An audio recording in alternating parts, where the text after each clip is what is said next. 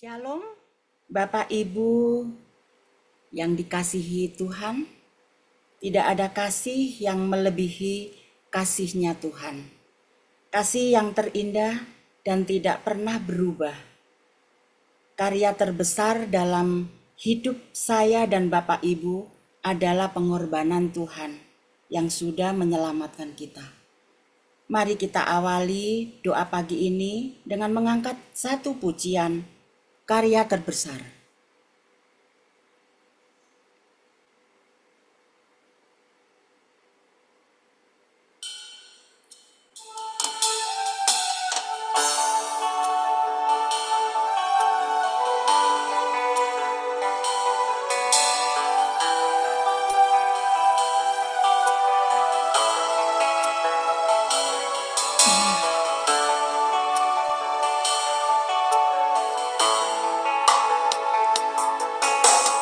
Kasih yang terindah,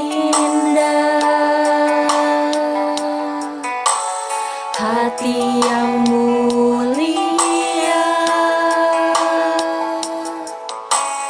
hanya ku temukan di dalam-Mu, Yesusku. Pujian dari hatiku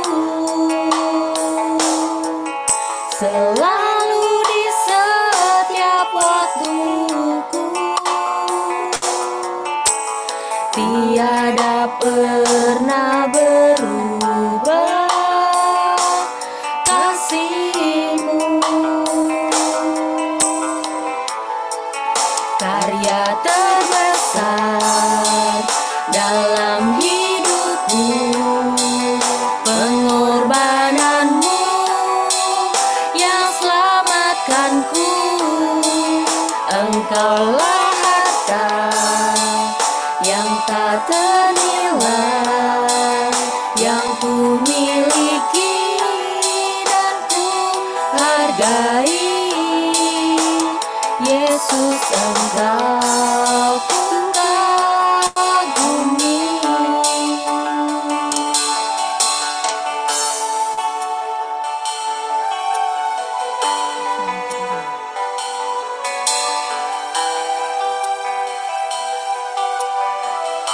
Kasih yang terindah, hati yang mulia.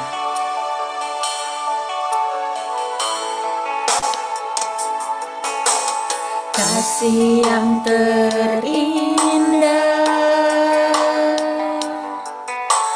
hati yang mulia, hanya ku temukan di dalam-Mu, Yesusku. Pujian dari hatiku selalu di setiap waktuku, tiada pernah berubah kasih-Mu. Karya terbesar dalam hidupku, pengorbanan-Mu yang selamatkanku. Engkaulah harta yang tak ternilai, yang ku miliki dan ku hargai. Yesus, Engkau ku kagumi.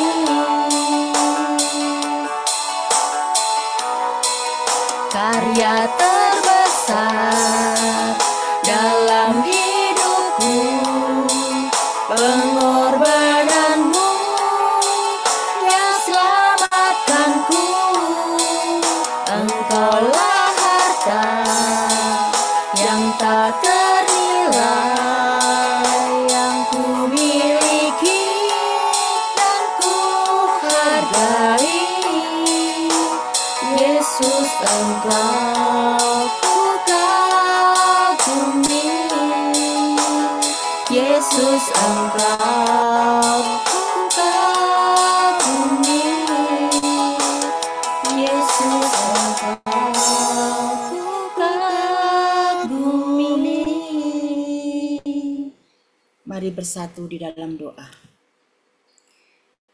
Terima kasih Tuhan Yesus, sungguh besar pengorbanan-Mu untuk keselamatan kita semua yang berdosa ini. Kami mengucap syukur ya Tuhan, Engkau masih memberikan nafas kehidupan kami. Biarlah Engkau pakai selama masih ada nafas, boleh melayani-Mu ya Tuhan.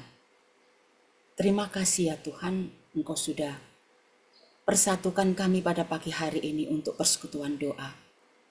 Biarlah kami selalu rindu untuk berkumpul dan berdoa bersama-sama. Kami menyerahkan ya Tuhan, ujian, doa, juga firman Tuhan yang akan dibawakan Ibu Lili. Biarlah Tuhan juga tolong Ibu Lili, Engkau pakai hamba-Mu ini.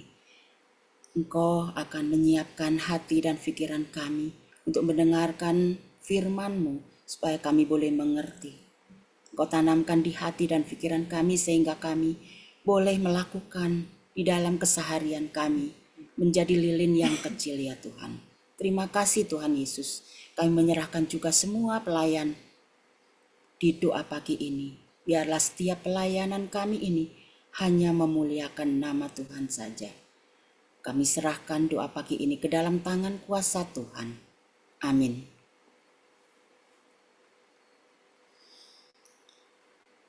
Sangat indah rencana Tuhan.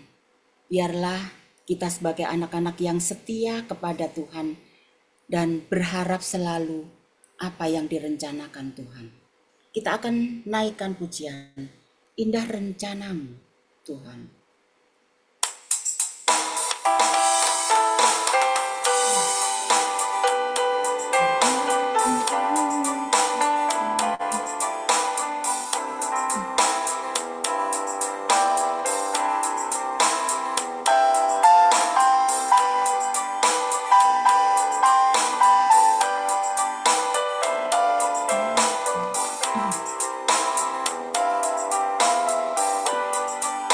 Indah rencana-Mu Tuhan di dalam hidupku, walau ku tak tahu dan ku tak mengerti semua jalan-Mu.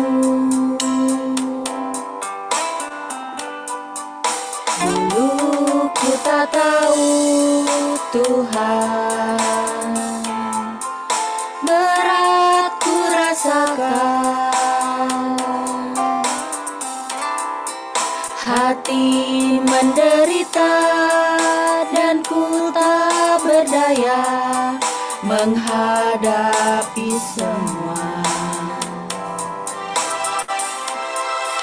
Tapi ku mengerti sekarang, Kau tolong padaku. Kini ku melihat dan ku merasakan indah rencana-Mu. Tapi ku mengerti sekarang, Kau tolong padaku. Kini ku melihat dan ku merasakan indah rencana-Mu.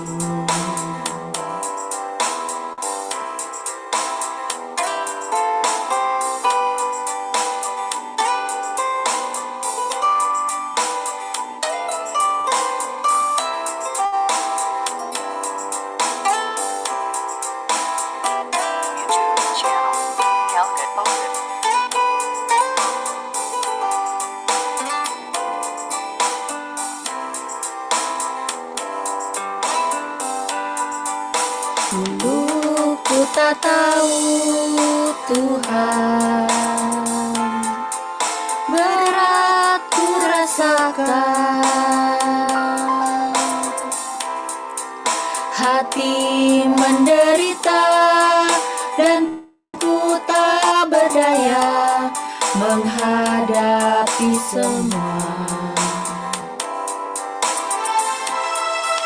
Tapi ku mengerti sekarang,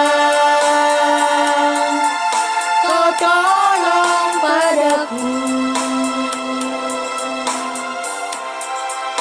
Kini ku melihat dan ku merasakan indah rencanamu.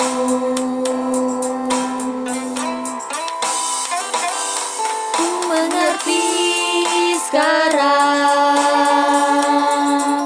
Kau tolong padaku.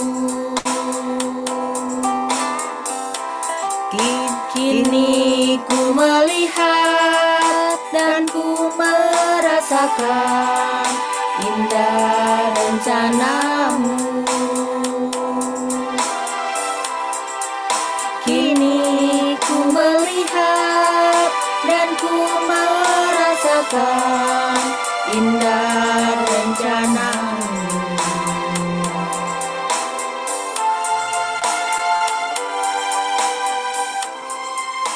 Waktu saya berikan kepada Ibu Lili yang akan membawakan firman Tuhan. Terima kasih Bu Rini. Saya izin share screen dulu ya.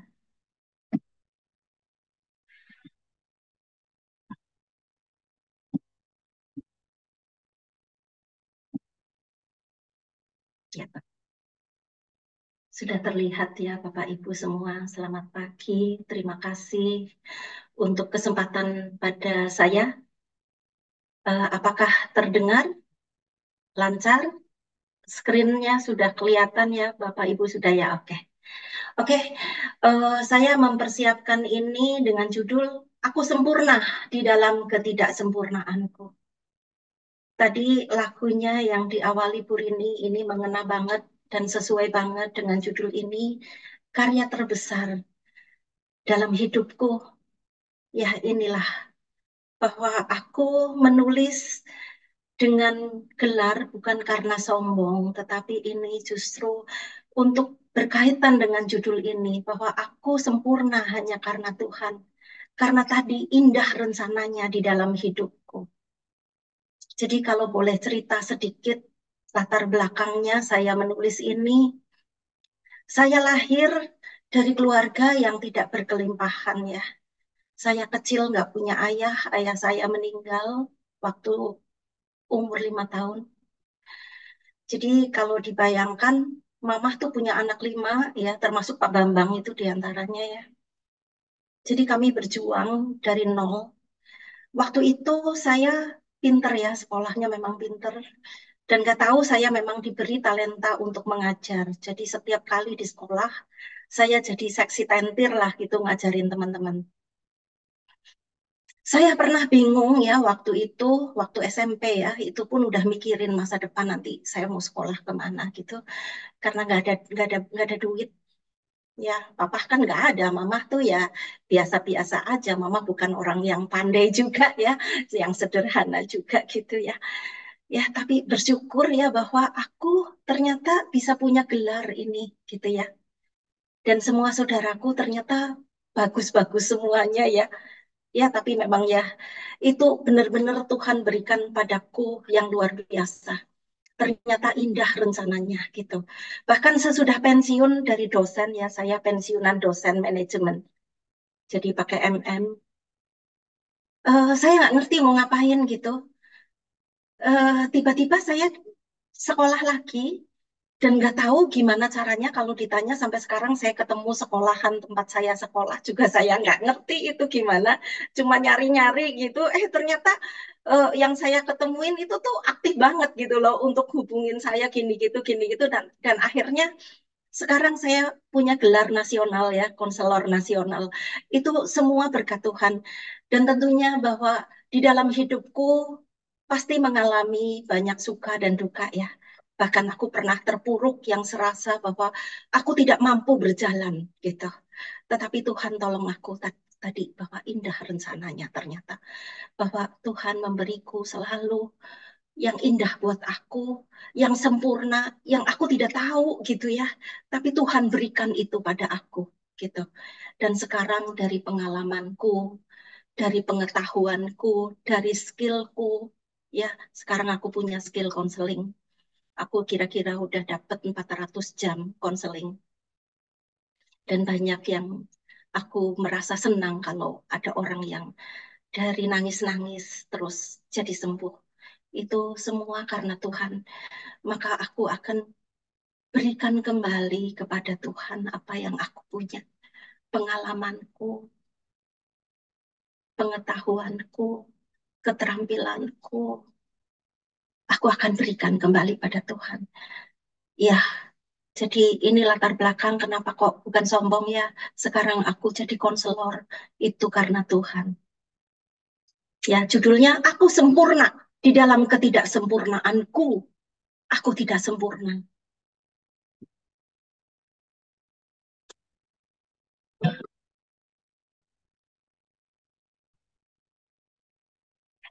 Nah, sempurna itu apa sih? Saya mengambil dari googling nih, sempurna itu utuh, lengkap, komplit, selesai dengan sebaik-baiknya, teratur, sangat baik, tidak bercacat dan tidak bercela. Itu sempurna. Nah, saya mengambil dari Mazmur 139. Tuhan itu mengenal aku pada waktu apapun, kapanpun gitu ya. Duduk, berdiri, berjalan, berbaring pun Tuhan tahu aku. Bahkan perkataanku sebelum aku ngomong, Tuhan tuh tahu aku gitu. Ya, Tuhanlah yang membentuk aku. Jadi dari aku belum dilahirkan oleh ibuku yang sederhana tadi. Ibuku yang sangat full untuk anak-anaknya, hidupnya kayak untuk anak-anaknya ya. Tuhan yang merancang aku. Jadi yang Mazmur ayat ke-6 ini menyatakan terlalu ajaib bagiku. Pengetahuan itu terlalu tinggi. Aku tidak sanggup mencapainya. Semuanya Tuhan sudah tahu dan aku diciptakan segambar dengan Allah dan aku sempurna. Jadi judul ini sebenarnya merefleksikan hidupku dan mungkin saya ingin mengajak nanti Bapak Ibu, akunya boleh diganti nama Bapak Ibu sendiri ya, bukan Lili saja, tetapi mungkin termasuk Bapak Ibu semuanya. Nah ini, jadi kalau Tuhan itu luar biasa besar, aku tidak bisa menjangkau. Kenapa? Karena otakku itu hanya 1,5 kilo gitu. 1,5 kilo pun masih dibagi dua, otak kiri dan otak kanan. Yang menjangkau pikiranku tuh cuma separohnya. Jadi pemikiranku itu sangat kecil, sangat terbatas. Aku tidak mampu menjangkau Tuhan yang demikian besarnya, yang tahu semuanya. Diriku, orang lain, bahkan dunia ini, alam semesta, semuanya Tuhan tahu. Semuanya Tuhan yang merencanakan, menciptakan bahkan, memelihara. Jadi aku sangat kecil, sangat tidak sempurna. Nah ini ilmu kun kan sekarang 3 ya. Aku akan mengambil dari ilmu uh, psikologi ya, dari ilmu psikologi yang aku tahu bahwa ada yang namanya inner child. Apa tuh inner child? Ini orang yang punya masalah ini seringkali nggak ngerti, nggak tahu gitu ya, tapi bermasalah gitu loh. Apa sih inner child? Itu sifat anak-anak traumatis yang nempel masih terbawa, tertinggal di dalam tubuh orang dewasa. Semuanya punya gitu. Nah, ini menyebabkan banyak hal ya, bisa orang yang jadi pinginnya nyenang-nyenangin orang lain, atau jadi arogan, narsistik gitu ya, atau mungkin ada yang inginnya menyerang orang lain, ada yang ingin mengisolasi diri karena dia malu, mungkin nggak pede dan sebagainya. Jadi singkatnya tuh ada 3 dia. Moving toward people, itu yang tadi people pleasing ya, ingin menyenangkan orang lain, ngikutin orang lain aja gitu. Jadi aku seneng kalau orang lain seneng gitu kira-kira. Bisa membuat orang lain seneng gitu ya. Kalau yang kedua, moving against people, itu yang tadi nyerang orang lain melulu gitu. Maunya jadi oposisi terus gitu. Seneng banget kalau beda gitu. Jadi nggak pernah mau sama dengan orang lain gitu. Nah, kalau yang moving away people, itu orang yang justru takut ya. Jadi dia maunya mengisolasi diri gitu. Jadi ya mengisolasi diri ya jadi antisosial gitu ya. Nah, ini kalau yang nggak baik-baik ada 3 alternatif besar. Nah, sekarang yang baik-baik saja gitu ya. Ternyata misalnya ya, yang baik-baik, yang artinya dilindungi, dikasihi, dididik dengan baik, kecukupan dan sebagainya gitu ya. Ternyata gedenya itu malah bisa juga jadi ringkih gitu ya. Jadi cemeng gitu ya. Jadi malah bepo ya gitu ya. Jadi ternyata bahwa semuanya itu nggak sempurna gitu ya. Jadi baik yang baik-baik maupun yang tidak baik-baik, semuanya ada plus minusnya gitu. Nggak sempurna gitu. Itu manusia ya. Tapi saya ketemu ya, saya bersyukur banget bahwa tadi saya banyak hal mengalami macam-macam gitu ya. Tapi kalau saya tanya ke anak-anak gitu ya, kamu gimana? Saya nggak apa-apa, mami aja lebay katanya. Aku baik-baik. Dan puji Tuhan aku merasa bahwa anakku tuh luar biasa berkembang dengan tumbuh, dengan menjadi anak yang baik dan sangat-sangat-sangat aku bersyukur ya. Aku bangga punya anak-anakku. Nah, ini pemikiran manajemen, ini juga yang aku tahu. Pemikiran manajemen tuh menyatakan hidup itu sebenarnya adalah tidak lebih dari memutuskan gitu ya. Bahkan hidupku sekarang ini adalah hasil keputusanku pada waktu yang lalu. Jadi hidup itu pilihan, memilih dari 2 hal minimal, ya kan? Tapi sebenarnya pilihan itu banyak sekali. Ya, seperti misalnya di sini mau kuliah apa enggak? Pasanganku mau yang mana? Mau kerja kerja apa? Mau menikah atau tidak? Dan lain-lainnya, gitu ya. Itu banyak pilihan. Yang ternyata bahwa semuanya itu ada plus minusnya, nggak ada yang sempurna, gitu. Nggak ada yang sempurna, gitu. Bahkan kalau misalnya sudah memutuskan sesuatu, gitu ya, pilihannya A, misalnya gitu ya, terus bisa nyesel. Oh, kenapa dulu nggak pilih B ya, gitu. Nah, itulah manusia gitu ya. Ilmu manajemen itu tidak gitu. Tapi kalau ngerti manajemen, kalau saya udah memilih A, apapun resikonya, aku akan jalani. Ada pasti konsekuensi positif, ada negatif. Aku akan jalani gitu kira-kira. Tapi semuanya tidak sempurna. Oke. Nah, sekarang bisakah sebenarnya berdasarkan ilmu duniawi yang tidak sempurna ya. Alkitab itu sempurna ya tadi ya. Tuhan menciptakan sempurna gitu ya. Ilmu dunia itu tidak ada yang sempurna tadi mau psikologi, mau manajemen, mungkin ilmu yang lain itu tidak sempurna gitu. Nah, sekarang bisakah aku membandingkan diriku dengan orang lain? Aku membandingkan keluarga A dengan keluarga B misalnya. Mana yang superior, mana yang inferior. Tadi semuanya ada plus minusnya. Jawabannya adalah nggak bisa ternyata. Variabelnya tuh banyak banget. Ada orang yang menyatakan bahwa aku bahagia, aku sukses, kalau aku punya harta kaya, aku terkenal, aku punya ini, punya itu, punya istri cantik, punya suami ganteng dan sebagainya gitu ya. Ternyata nggak bisa dibandingkan. Semua orang itu beda-beda gitu. Dan memang sih tidak perlu membandingkan. Dan ini konyol kalau orang jadi membandingkan dengan orang lain. Bisa jadi ngiri, bisa jadi rendah diri. Bukan rendah hati ya, tadi saya ngomong rendah hati ya. Rendah diri, minder. Gitu. Jadi nggak perlu memang membandingkan. Nah, sekarang bagaimana di dalam ketidaksempurnaanku ini yang artinya bahwa ada plus minusnya, aku tetap bisa hidup dengan menikmati hidupku, kemudian aku tetap bersyukur, aku bersuka cita. Nah, ini yang sangat penting untuk kesehatan mental. Ya, ini langkahnya. Ada 3 hal ya. Yang pertama adalah mengenali diri, self awareness. Setiap orang itu beda-beda tadi. Jadi semua orang harus mengenali diri. Diriku itu siapa? Identitasku itu siapa? Identitas yang paling gampang itu ya bangsa, suku, pendidikan, kemudian karakter mungkin ya, budaya gitu ya. Ya.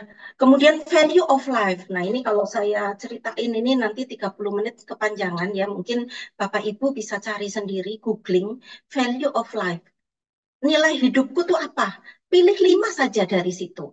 Itu yang menjadi pedomanku. Misalnya kalau aku akan memilih Tuhan pertama, keluarga, yang ketiga adalah kompeten karena aku sekarang ini konselor dan profesi yang baru, aku harus kompeten di bidangku. Kemudian yang keempat adalah integritas. Ini penting buat aku, karena aku harus memiliki satu kejujuran ya, nilai-nilai yang tinggi, di mana antara kata dan perbuatanku itu harus sama. Jangan munafik gitu, integritas. Yang kelima adalah peace, damai. Aku mau hidupku damai. Aku mau, sekalipun aku tidak sempurna, aku merasa sempurna dikasih Kristus. Gitu loh. Oke, kemudian gaya hidup. Gaya hidup juga macam-macam. Sekarang yang lagi in gaya hidup minimalis. Itu yang membuat orang jadi lega ya. Sederhana, simple gitu ya. Ada yang modern, ada yang tradisional. Ada yang ya macam-macam ya gaya hidup ya. Ini juga boleh di googling ya. Pilih, tentukan mau gaya hidup yang mana gitu. Sehingga aku tahu persis pedoman hidupku. Aku kenal hidupku. Aku kenal aku. Siapa aku, plus minusku apa gitu ya. Mantep gitu loh. Nah, yang kedua yang tidak kalah penting adalah, dan ini utama sih menurut saya.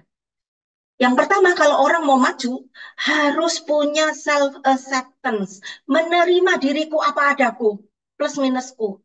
Tadi, aku punya kelebihanku, tapi ada kekuranganku. Ya, oke lah, gitu ya. It's okay to not be okay, gitu kira-kira. Ya, memang semua orang nggak sempurna kok sama, gitu kan. Dan nggak bisa dibandingkan tadi ya. Maka kalau aku udah menerima diriku, aku bisa mencintai diriku sendiri. Aku bisa menghargai diriku. Aku bisa memelihara diriku. Aku bisa punya harga diri. Sekalipun aku tidak sempurna. Dan ini yang tidak kalah penting, self affirmation itu adalah apa sih ya? Kayak nyemangati diri gitu loh. Oh, Lili, aku bisa. Hmm, aku sekalipun nggak sempurna, aku sempurna loh, misalnya gitu ya.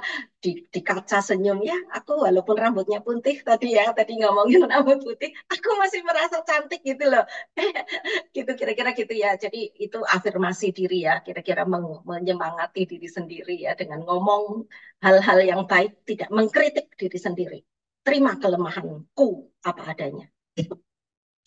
Yang ketiga adalah self control. Ini penting banget bahwa kita itu harus memiliki tadi, kalau aku udah mengenal diriku, menerima diriku, nah ini kontrol diri. Kontrol diri minimal tuh 3 kali sehari. Bagaimana sih perasaanku, tindakanku, pikiranku, gitu-gitu. Kira-kira ya. Apakah aku sehat gitu ya? Ini tadi kan ngomongnya kan ini konselor baru ya, jadi kesehatan mental kira-kira ya, arahnya ke sana ya. Aku sehat nggak sih gitu? Misalnya aku merasa marah, kecewa, sakit hati, karena apa ya? Triggernya apa ya gitu ya? Apakah inner child atau karena memang kejadian tadi gitu ya? Lah, kalau kalau sudah memiliki tadi diri yang kuat ya, apapun yang terjadi di luar sana itu tidak mempengaruhi aku lah kira-kira gitu, gitu ya. Aku akan kuat menghadapinya.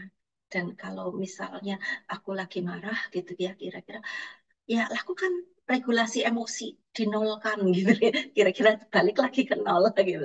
Nah, nah ini caranya gimana, ini juga aku kalau ngomongin sekarang kayaknya panjang ya. Jadi pokoknya dinolkan intinya.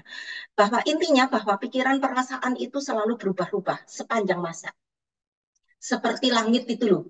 Ada awan ya, kadang awannya biru, cerah kayak sekarang ini gitu ya.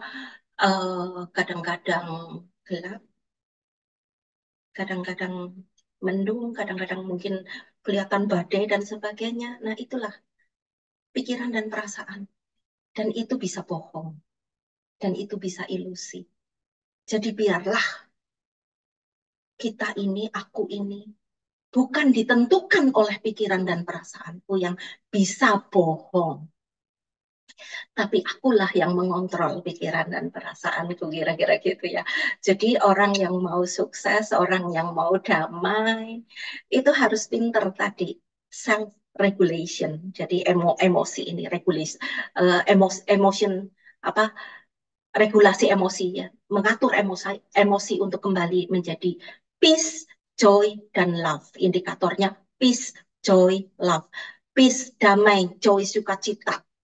Tuhan memberiku sukacita, memberiku damai, dan ada kasih, gitu. Itu indikator bahwa aku baik-baik saja. Kemudian bisa rethinking, mungkin pikiranku yang salah. Tadi perspektif itu kan banyak sekali ya cara pikir orang gitu ya.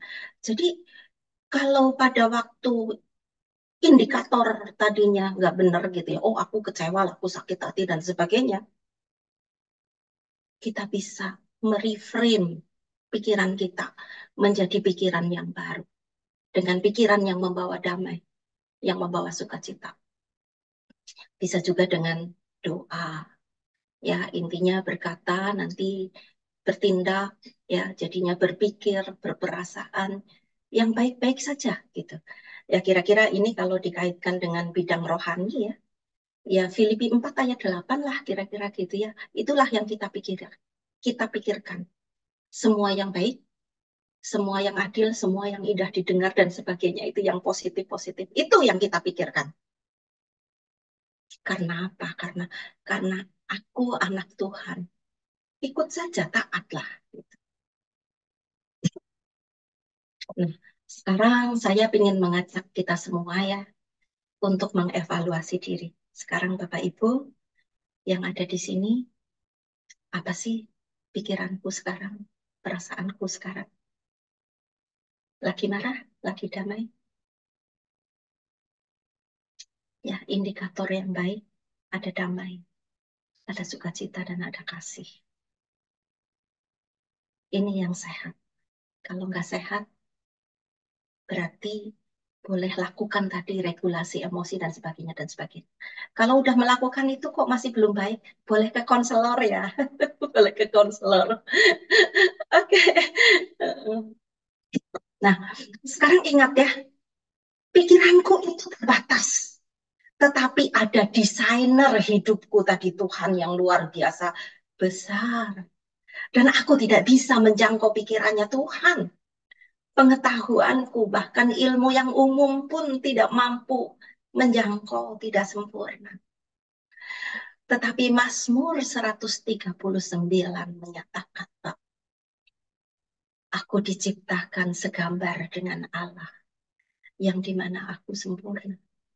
Tapi aku aja yang pikirannya itu, otakku 1,5 kilo aja dibagi 2. Gitu. Ya, jadi bisa jadi ya pengalamanku yang terpuruk, pengalaman kecilku tadi nggak punya ayah gitu ya. Ternyata membawaku sekarang, aku kok juga bisa jadi dosen ya. Aku bisa jadi konselor sekarang gitu. Itu semua karena tadi rencana indahnya Tuhan. Karya terbesarnya Tuhan di dalam hidupku. Jadi apapun yang dialami, nggak usah ngeluh lah. Terima saja kita nggak tahu. Bahkan bisa jadi peristiwa terburuk, terpuruk yang membuat nungging aku tadi. Seolah-olah aku nggak bisa berjalan. Itu bisa dipakai Tuhan untuk dalam rangka melindungi aku dari bahaya yang lebih besar. Karena aku nggak tahu. Tapi Tuhan tahu. Tuhan udah merencanakan hidupku. Lili yang dulu kecil, susah, miskin. Gitu ya. Sekarang aku jadi konselor yang dimana aku pernah susah. Aku pernah terpuruk. Aku bisa menolong orang lain yang mengalami hal yang sama dengan aku. Ternyata rencana Tuhan itu indah. Jadi intinya ini mengulang yang tadi ya. Kalau kita itu ada perasaan nggak enak nih, sensasi di badan ini ya, ini bahaya banget loh sebenarnya loh ya. Walaupun tadi saya mengatakan bahwa orang yang memiliki dalam tanda kutip gangguan mental ya, bukan bukan gila loh ya, bukan, itu normal saja. Inner child juga normal, semua orang punya, gitu ya. Tetapi perlu disembuhkan itu karena itu mengganggu, gitu. Jadi cognitive reframing, geser pikirannya, memiliki perspektif yang berbeda. Nah, kalau bisa perspektifnya Allah yang membuat aku itu jadi damai tadi, sukacita dan ada kasih. Ya, sebenarnya tuh kita orang Kristen itu harus bersyukur loh. Karena apa? Dimiliki dan dikasihi Kristus. Itu sudah cukup membuat aku merasa aman dan berharga. Aku merasa penuh. Aku merasa cukup. Di dalam diriku ada kasih. Maka aku bisa memberikan kasih keluar tanpa pamrih, tanpa mau imbalan, tanpa ingin aku dihormati, tanpa ingin pujian, tanpa ingin kembalian. Enggak. Nah, ini yang sering kali ya saya melihat ya, merasakan gitu ya. Banyak orang Kristen yang kadang-kadang munah ya, baik tapi sebenarnya nginjek orang lain gitu. Enggak lah ya, enggak lah ya, enggak banget deh. Kata-kata itu diperhatikan. Kalau bisa itu yang membangun orang lain. Tadi ada kasih yang meluap untuk membangun orang lain. Bukan untuk meninggikan diri, tidak. Apalah aku sih? Pikiranku aja cuma tadi 1,5 kilo tok. Kita ada lebihnya tapi ada kurangnya loh. Banyak. Nggak perlu kita tinggi hati. Rendah hatilah. Karena apa? Karena aku sebenarnya tidak sempurna tadi. Aku kecil. Ya, aku sempurna di dalam ketidaksempurnaan. Jangan nginjek orang lain kalau nggak mau diinjek. Jangan merendahkan orang lain kalau tidak mau direndahkan. Jangan merasa tinggi. Sok mentang-mentang kaya misalnya. Sok mentang-mentang pinter. Sok mentang-mentang terkenal. Enggak ada apa-apanya itu. Kalau enggak ada Tuhan, aku bukan siapa-siapa. Ya, pada akhirnya aku bersyukur. Aku menerima diriku. Diriku Lili Haryati mungkin diganti dengan nama Bapak Ibu yang lain. Diriku yang otentik, yang genuine, yang unik, spesial di dunia ini. Tidak ada duanya. Cuma satu-satunya aku yang seperti ini. Dan aku bersyukur menjadi diriku. Aku menerima aku. Ada plusnya, ada minusnya. Ya ada lah. Memang nggak sempurna gitu ya. Jadi banyak hal yang aku tidak tahu. Tidak bisa dan tidak mampu aku tahu. Pikiranku tidak tahu. Nggak terjangkau nih. Dan tidak perlu tahu juga sih. Gitu. Buat apa gitu loh. Nggak usah kepo gitu ya. Jadi aku tidak usah bertanya-tanya apa yang terjadi di dalam hidupku. Apalagi kepoin orang lain.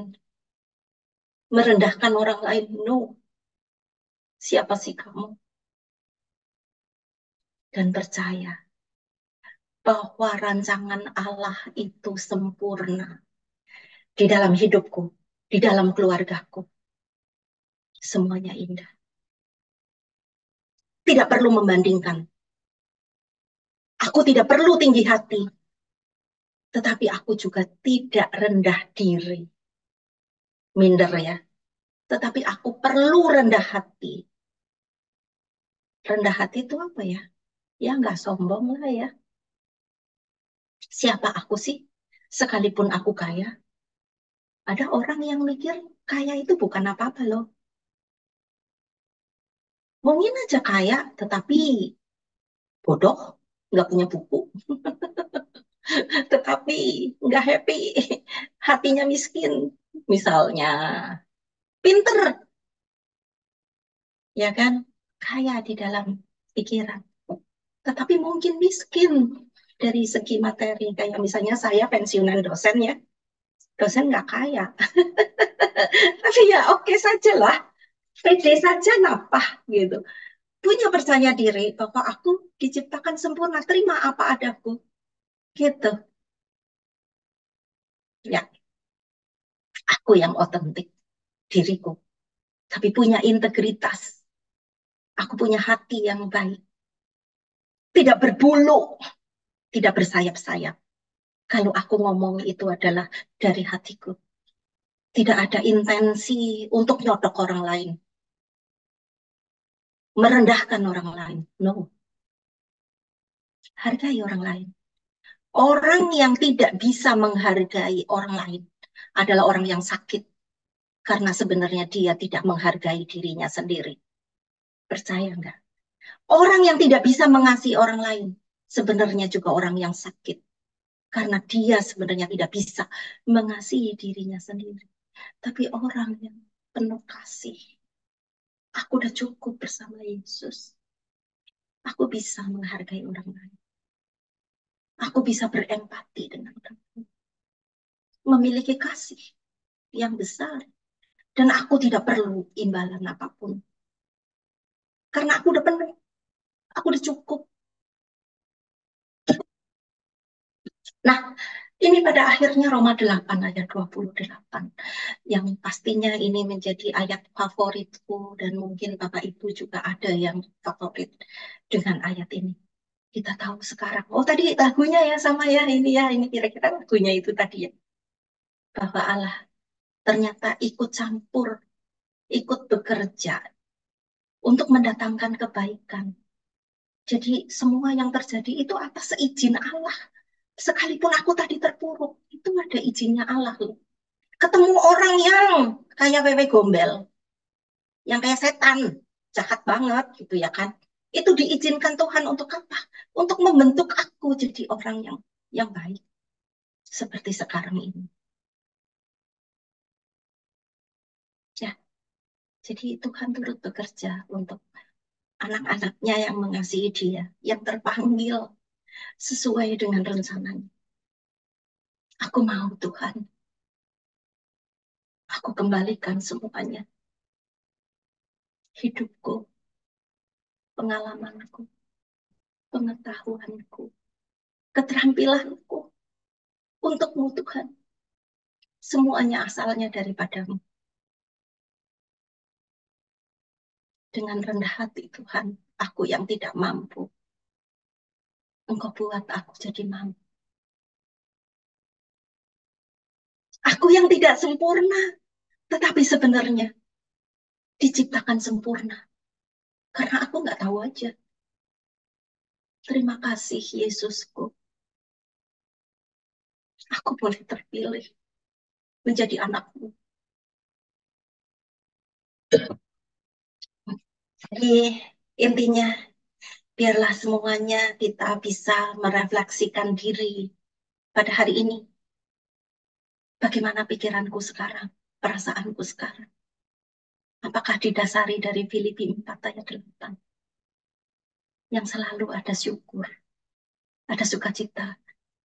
Dan kita mikir sekarang saja. Jangan mikirin yang lalu-lalu gitu loh. Yang lalu sudah lewat. Aku bisa ada sekarang ini karena masa lalu. Biarlah masa lalu itu menjadi apa? Menjadi alat belajar. Learn and grow. Untuk belajar dan tumbuh. Aku jadi sekarang ini karena ada masa lalu. Aku bersyukur saja ada masa lalu itu. Sekalipun mungkin ada suka, ada duka. Udah nggak usah pikirin lagi. Masa depan bisa dipikir, udah ada, nggak ada. Nggak usah takut. Nggak usah stres karena masa depan. Yang penting adalah sekarang ini, present time. Here and now. Sekarang ini, di sini, saat ini. Kalau aku menjalani hidupku sekarang ini dengan baik-baik saja. Tadi ya, pilih tadi ya identitas ya. Pilih value, pilih gaya hidup. Pilih. Dan pilih tentunya yang sesuai dengan firman Allah. Dan sesuai dengan diriku. Dan yakin bahwa aku yang otentik akan baik-baik saja di masa depan. Karena tadi, kalau aku bisa melewati dulu sampai sekarang dengan baik-baik, masa depanku pun akan dipelihara Tuhan kok. Jadi kalau ketemu wewe gombel tadi ya, orang yang ngiri, dengki, jahat, gak usah takut. Seperti Yusuf, ketemu saudara-saudaranya yang jahat. Ternyata Tuhan mampu membalikkannya menjadi satu keindahan. Nyatanya jadi raja. Bahkan semua saudaranya yang dulu jahat, semuanya tunduk sama dia. Itulah Tuhan kita.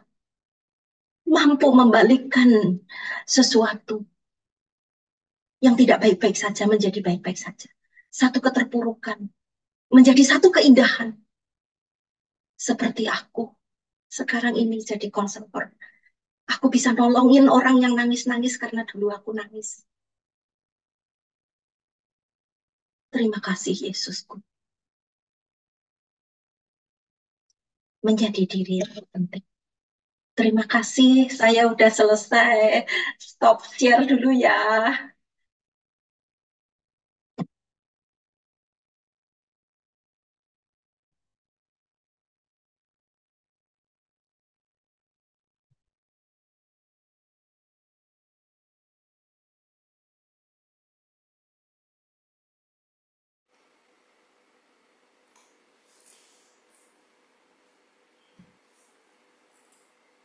Terima kasih Ibu Lili yang sudah menyampaikan firman Tuhan. Double firman Tuhan dan konselor buat kita semua yang hadir pada pagi hari ini. Terima kasih untuk pagi hari ini, biarlah Ibu Lili semakin menjadi berkat bagi banyak orang lain untuk di konselor menjadi lebih baik, karena semua itu rencana Tuhan buat Ibu Lili. Kita akan menaikkan pujian waktu Tuhan. Biarlah doa-doa syafaat yang kita akan naikkan, kita akan menunggu waktu Tuhan dengan sabar.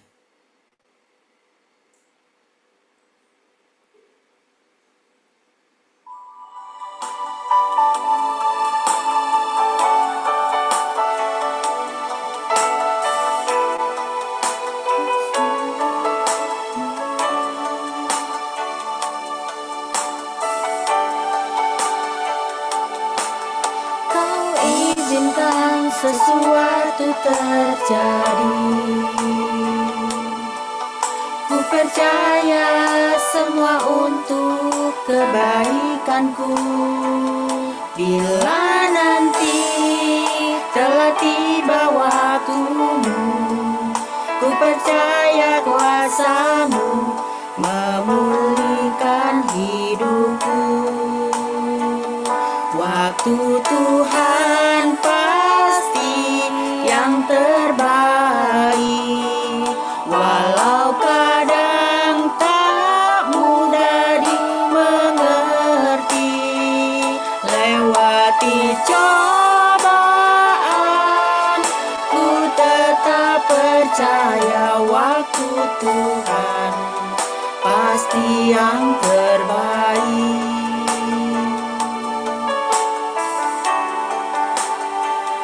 Bila Kau izinkan sesuatu terjadi, ku percaya semua untuk kebaikanku. Bila nanti telah tiba waktunya, ku percaya kuasa-Mu memulihkan hidup. Waktu Tuhan pasti yang terbaik, walau kadang tak mudah dimengerti.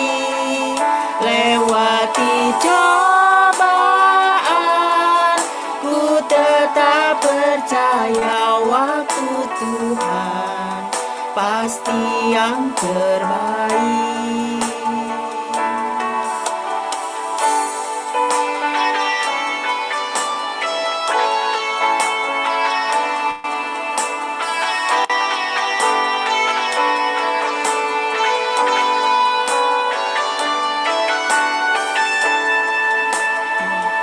Waktu Tuhan pasti yang terbaik, walau kadang tak mudah dimengerti.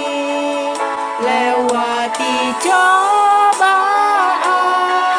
ku tetap percaya waktu Tuhan pasti yang terbaik.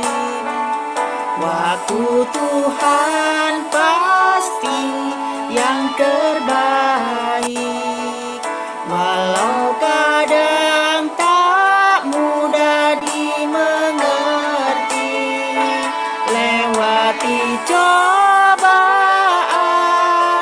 ku tetap percaya waktu Tuhan pasti yang terbaik. Lewati cobaan, ku tetap percaya waktu Tuhan pasti yang terbaik. Lewati cobaan,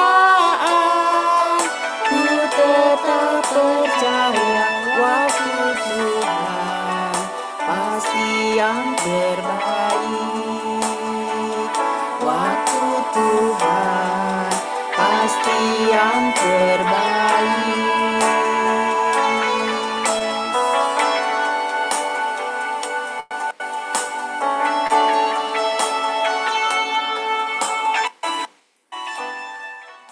Kami berdoa untuk seluruh jemaat GKMI Pengharapan. Kiranya Tuhan terus menolong mereka, menuntun mereka, untuk mereka boleh menjadi jemaat-jemaat yang berakar, bertumbuh, dan berbuah semakin membaik di hadapan Tuhan. Terima kasih Bapa, kami bersyukur untuk persekutuan doa pagi hari ini. Kiranya semua yang kami lakukan, semuanya boleh berkenan di hadapan Tuhan. Dan semua doa-doa kami kembalikan ke dalam tangan-Mu. Biarlah kehendak-Mu yang terjadi, yang terbaik dalam setiap doa kami. Terima kasih Bapa, hanya di dalam nama Tuhan kami Yesus Kristus, kami berdoa dan bersyukur. Amin. Kita pujikan Bapa, terima kasih. Bapa, terima kasih. Bapa, terima kasih. Bapa di dalam surga, ku berterima kasih.